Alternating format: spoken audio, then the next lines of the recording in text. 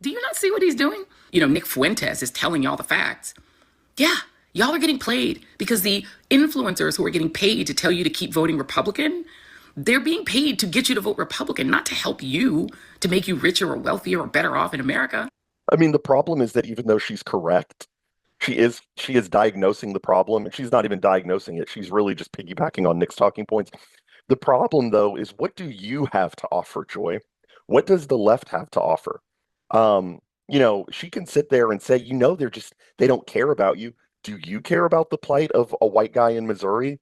Do you care about the plight of the white guy who just graduated in computer science, um, who won't be able to find a job or buy a house because the market was flooded with Indians? No.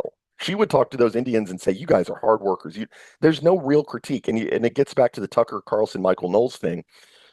There's no real critique here. There's nothing of substance to it because at the heart of it, she still agrees with the migration. She still hates white people. She still sees a white guy in a job and says he's got white privilege.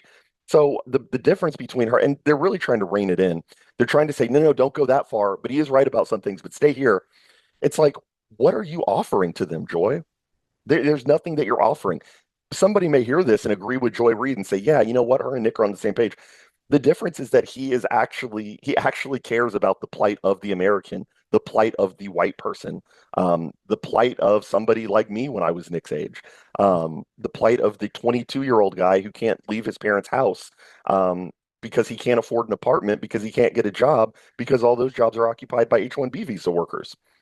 But Joy doesn't care about that. She wants you to think she does, but she fundamentally doesn't, and neither does somebody like Carlson or to a lesser extent, Michael Knowles or Matt Walsh.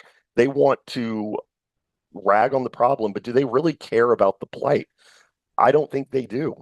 Because all they really care about, if you listen to Matt Walsh, for example, on race and immigration, his whole critique is that it's a culture problem. His whole critique of Somalis moving to Minnesota is that their culture is not assimilable to American culture. No, the problem is that they're not us and that they are making life harder for us economically, socially. Every facet of life is made exponentially worse for however many people you bring commiserate to how many people you bring in from different cultures. It is because they're not us. It is not that they didn't read enough Thomas Sowell. It is not that they don't vote GOP. And that's all these people really want. If you listen to Carlson or Matt Walsh, they say that the problem is that the immigrants aren't assimilating. One, that is baked into the cake. They are not meant to assimilate.